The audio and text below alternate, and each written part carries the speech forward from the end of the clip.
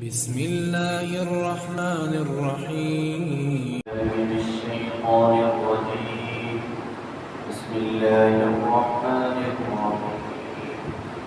لإيلاف قريش إيلافهم رحلة الشتاء والصيف فليعبدوا رب هذا البيت الذي أطعمهم من جوع وآمنهم من خوف. صدق الله العظيم.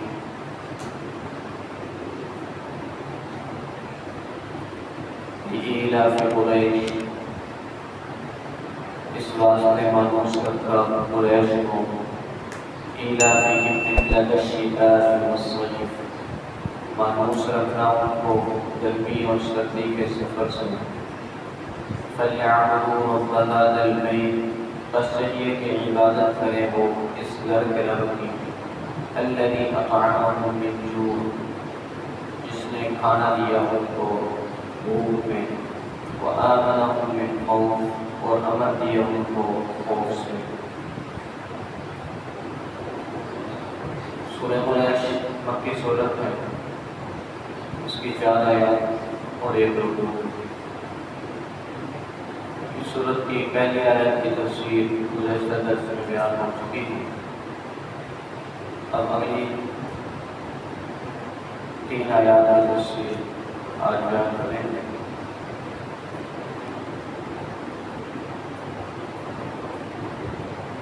قریش کے بارے میں بات چل رہی تھی، اور مکہ مکرمہ ایک ایسا مقام ہے کہ جو ایسی وادی میں واقع ہے جہاں پر کوئی زراعت نہیں ہوتی، کوئی باغات نہیں کہ جن کا پھل وقت مل سکے. یہی وجہ ہے کہ حضرت ابراہیم علیہ السلام نے بیت اللہ کی تعمیر کے بعد جو دعا مانگی وہ یہی تھی کہ اللہ اس شہر کو امن والا بنا دیجیے، اور اس شہر کو ہر طرف سے ثمرات کا رزق پہنچتا رہے. وارزق اہلہ من الثمرات، یعنی مکہ والوں کو ثمرات کا رزق پہنچے اور ہر طرف سے ثمرات جمع ہو کر اکٹھے ہو کر ادھر آئیں.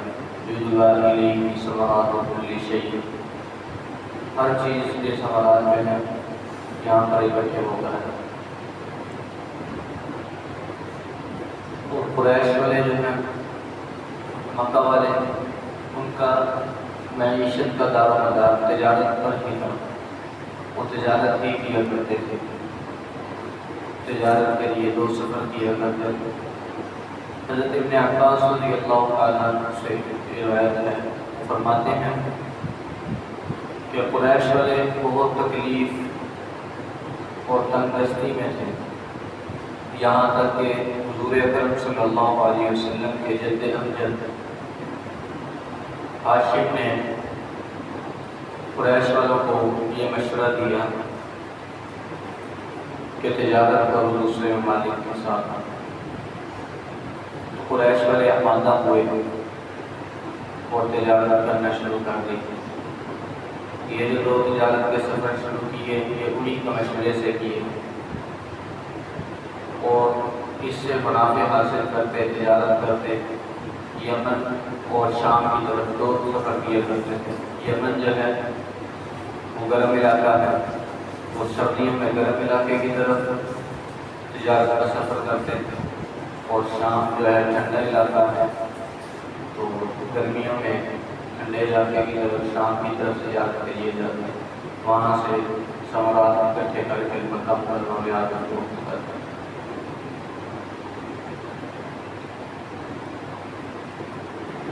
اور بیت اللہ کے خادم شمار ہوتے تھے قریش والے، بیت اللہ کی خدمت کرنے والے شمار ہوتے ہیں. اس لیے یہ جہاں بھی جاتے تمام عرب میں مقدس و محترم مانے جاتے تھے اور ہر خطرہ سے محفوظ سمجھے جاتے تھے. اور ہاشم جو ہیں وہ ان کے سردار تھے. ان ان کی عادت یہ تھی کہ وہ تجارت جو کرتے تھے اس سے جو منافع حاصل کرتے تھے وہ منافع سے قریش کے اندر تقسیم کرتے تھے، تمام قریش کو بغیر کسی امیر غریب کے فرق کے، یعنی امیر کو بھی اس کے منافع پہنچتے، غریب کو بھی اس کے منافع دیتے۔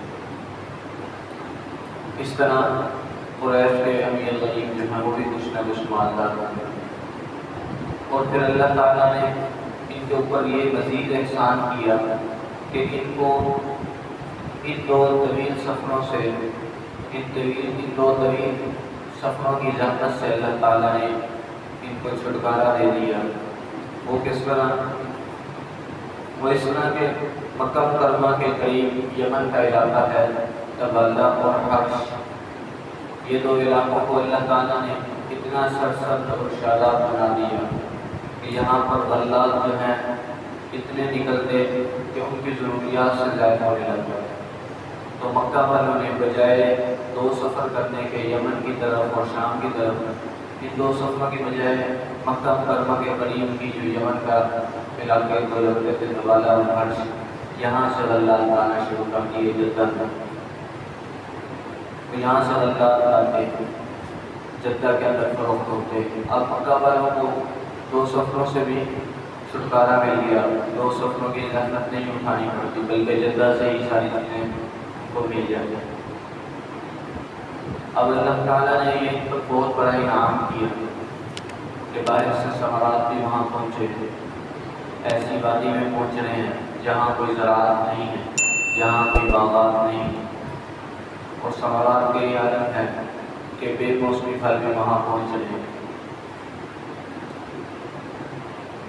اللہ تعالیٰ نے یہ جو انعام کیا ہے، اسی انعام کے بعد اللہ تعالیٰ نے فرمایا فَلْيَعْبُدُوا رَبَّ هَٰذَا الْبَيْتِ۔ اس انعام کے شکر میں قریش کو چاہیے کہ وہ اللہ کے گھر کی، اس گھر کے رب کی، بیت اللہ کے رب کی عبادت کریں، یعنی اللہ تعالیٰ کی عبادت کریں۔ قریش کو خصوصیت سے ذکر کر کے ان کو یہ ہدایت کی جا رہی ہے کہ اس گھر کے رب کی عبادت کریں۔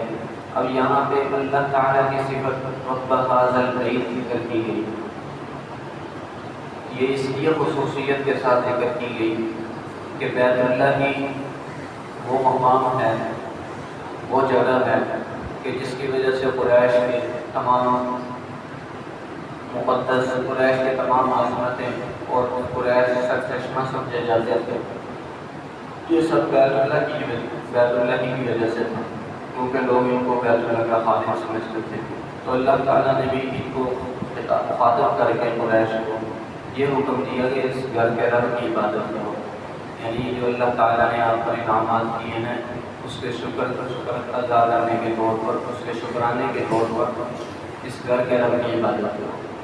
پھر آگے اللہ تعالیٰ نے فرمایا الذی اطعمہم من جوع وآمنہم من خوف، کہ جس نے کھانا دیا ان کو بھوک میں اور امن دیا ان کو خوف۔ اس آیت کے اندر قریش والوں کو دنیا کی تمام نعمتوں سے، ان عظیم نعمتوں سے نوازے جانے کا بیان کیا جا رہا ہے کہ جو دنیا کی زندگی کے لیے، خوش عیش زندگی کے لیے، اچھی زندگی گزارنے کے لیے بہت زیادہ ضروری ہے۔ پہلی چیز کون سی؟ الذی اطعمہم من جوع، بھوک سے ان کو نجات دی، کھانا دیا ان کو، ہر طرف سے ثمرات ان کے پاس آ رہے ہیں۔ دوسرے انعام کیا کیا؟ وآمنہم من خوف، ان کو امن دے دی۔ یہ دو چیزیں ایسی ہیں کہ دنیا کی زندگی کے لیے، خوش عیش زندگی کے لیے، اچھی زندگی گزارنے کے لیے بہت ضروری ہے۔ اللہ تعالیٰ نے دونوں انعامات کو دے دیے۔ ابن کثیر رحمۃ اللہ علیہ مفسر ہیں بہت بڑے، وہ فرماتے ہیں کہ جو شخص اس صورت پر عمل کرتے ہوئے اللہ کی عبادت کرے گا، اللہ تعالیٰ اسے بھی یہ دو انعام دیں گے، اس کو بھوک سے نجات ملے گی اور دوسرا اس کو امن بھی دیں گے، وہ ہر خوف و خطر سے معمون ہوگا۔ اور جو شخص اس سے انحراف کرے گا، اللہ کا شکر ادا نہیں کرے گا، اس صورت پر عمل نہیں کرے گا، اللہ تعالیٰ اس کو، اس کے امن کو بھی برباد کر دیں گے، امن نہیں دیں گے اور اس کے بھوک سے بھی نجات نہیں دیں گے۔ جیسا کہ قرآن مجید میں دوسری جگہ ایک آیت میں ایک بستی والوں کا ذکر کیا ہے، اللہ تعالیٰ نے فرمایا کہ ضرب اللہ مثلا قریۃ کانت آمنۃ مطمئنۃ یأتیہا رزقہا رغدا من کل مکان فکفرت بانعم اللہ فأذاقہا اللہ لباس الجوع والخوف بما كانوا یصنعون۔ اس کے اندر فرمایا کہ ضرب اللہ مثلا قریۃ، اللہ تعالیٰ مثال بیان کرتا ہے قریۃ ایک بستی کی، کانت آمنۃ مطمئنۃ، وہ مطمئن تھے، مامون تھے، امن والے تھے، بستی والے امن والے تھے، امن کی حالت میں تھے۔ یأتیہا رزقہا رغدا، آتا تھا ان کے پاس رزق ہر طرف سے، من کل مکان، ہر جگہ سے۔ فکفرت بانعم اللہ، بس کفر کیا انہوں نے اللہ کی نعمتوں کا، یعنی ناشکری کی اللہ تعالیٰ کی نعمتوں کی۔ فأذاقہا اللہ لباس الجوع والخوف بما كانوا یصنعون، بس چکھایا ان کو اللہ تعالیٰ نے لباس الجوع، بھوک کا لباس، بھوک کا مزہ، والخوف، خوف کا مزہ۔ بما كانوا یصنعون، کیوں چکھایا ان کو، کیوں یہ دونوں چیزیں دی؟ بما كانوا یصنعون، بتلا دیا ان کے کرتوتوں کی وجہ سے کہ وہ ناشکری کیا کرتے ہیں۔ اللہ تعالیٰ نے ان کو دو نعمتیں دی تھی، بہت بڑی نعمتیں، کہ امن بھی دیا، ان کو بھوک سے نجات بھی دی، امن والے تھے، مطمئن تھے۔ جب انہوں نے اللہ کی ناشکری کی تو دونوں چیزیں اللہ تعالیٰ نے ان سے لے لی، ان کو بھوک دے دی اور ان کو خوف دے دیا، امن چھین لیا۔ تو جو شخص اس صورت پر عمل کرتے ہوئے اللہ کی عبادت کرے گا، خلاصہ یہ ہے کہ جو شخص اس صورت پر عمل کرتے ہوئے اللہ کی عبادت کرے گا، اللہ کی عبادت پر بچا جائے گا، تو وہ امن معمول رہے گا، امن میں رہے گا اور ہر تکلیف اور مصیبت سے بچا رہے گا۔ اس صورت کا فائدہ ابو الحسن قزوینی رحمۃ اللہ علیہ فرماتے ہیں کہ جو شخص، جس شخص کو کسی مصیبت کا یا دشمن کے خوف کا خطرہ ہو، تو وہ شخص یہ اس صورت کی تلاوت کرے تو وہ ان دونوں چیزوں سے محفوظ اور معمول رہے گا۔ اور امام جزری رحمۃ اللہ علیہ نے یہ قول نقل کیا ہے اور فرماتے ہیں کہ یہ مجرد عمل ہے، یعنی اس پر تجربہ کیا گیا ہے، یہ مجرد عمل ہے۔ اگر کوئی شخص اس کو اس غرض سے پڑھے کہ دشمن کے خوف سے یا مصیبت کی وجہ سے، تو یہ مجرد عمل ہے، تجربے والا ہے کہ اس وقت وہ معمول رہتا ہے، محفوظ رہتا ہے، مطمئن رہتا ہے دشمن کے خوف سے بھی اور مصیبت سے بھی۔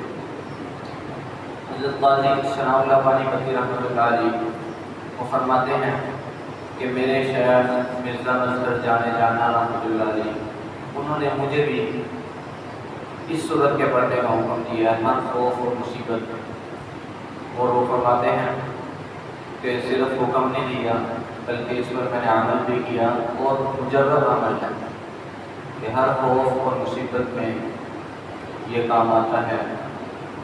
یہ صورت جو شخص تلاوت کر لے وہ دشمن کے خوف سے، دشمن کے شر سے اور مصیبت سے محفوظ رہتا ہے۔ ہمیں بھی چاہیے کہ اس صورت کی تلاوت کے ساتھ کریں اور اللہ تعالیٰ سے دعا کریں کہ اللہ تعالیٰ ہمیں یہ عظیم نعمتیں نصیب فرمائے، امن بھی دے۔ اللہ تعالیٰ ہمیں اپنے شکر گزار رہنے کی توفیق نصیب فرمائے۔ وما علینا الا البلاغ۔